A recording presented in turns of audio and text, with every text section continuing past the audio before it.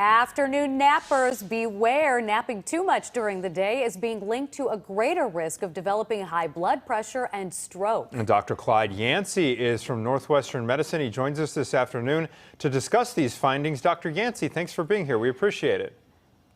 Thanks, Anthony. Delighted to speak with you. Okay, so we are used to hearing that we must get a certain amount of sleep. It's basically vital for everything we do in our lives. This study seems to say, hey, too much, not good. What do we need to know about afternoon naps?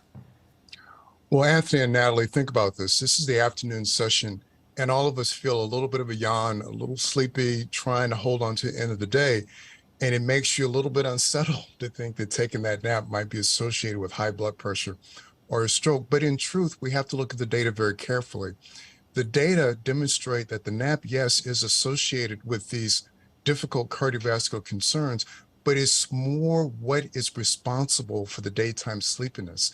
That is to say, are you sleepy because of your nighttime sleeping patterns or your quality of life issues or your other health behaviors?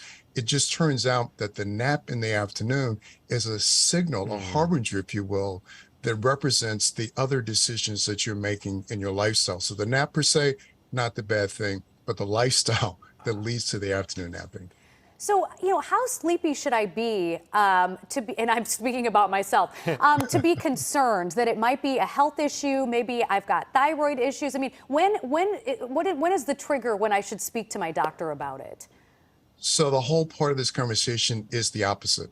We really want to think not about the nap, but think about the quality of the sleep. We now understand that for adults, 7 to 9 hours of sleep per night is the ideal. Difficult for many adults to get to that threshold, but that's the focus. The focus is not force yourself to stay awake in the afternoon if you're sleeping tired, but think about how you can improve the quality of that nighttime sleep.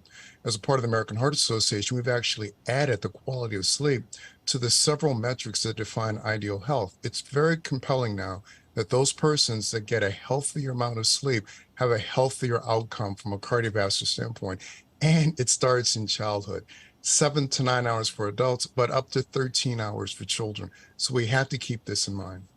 Okay, one more quick question. We're almost out of time, Dr. Yancey, but if we do experience that afternoon kind of crash after lunch, is that normal? Or if we experience that on any level, does that just mean we're not doing something right on the lifestyle stuff?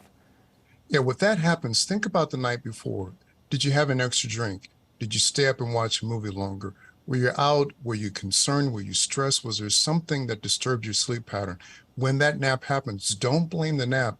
Think about what happened in the preceding 12 or 24 hours and decide, is this something I can modify so I can get better rest at night? All right, Dr. Clyde Yancey from Northwestern Medicine. We really appreciate your time and perspective this afternoon. Thank you. Thank you.